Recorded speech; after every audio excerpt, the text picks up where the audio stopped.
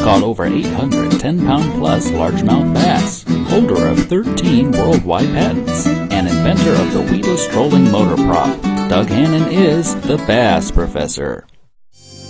Currents that are changing and not constant like that of a river or stream have a much better chance of creating a feeding scenario. In the case of bass, that might be the opening of the locks of a reservoir or power plant generation. In the case of saltwater tides, the current completely changes direction at least twice a day and reverses itself. This has a great effect on feeding behavior. When most of us think of fishing, we think of natural situations as being best, but actually fish are opportunists, and they don't care whether water movement is natural or unnatural.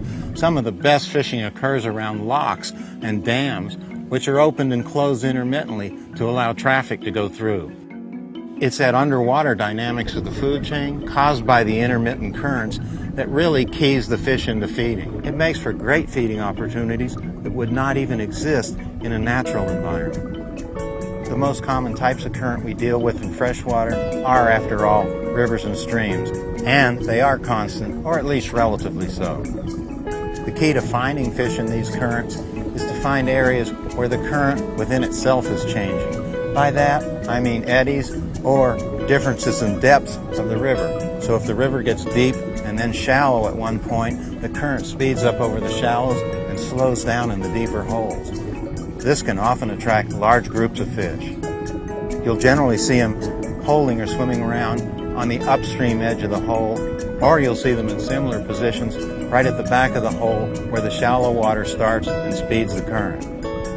Other good places to look are where the stream narrows and widens.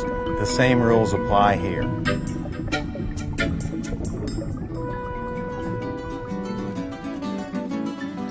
If you've enjoyed today's edition as much as I have being here for you, then don't forget, click on that button and send this to a friend.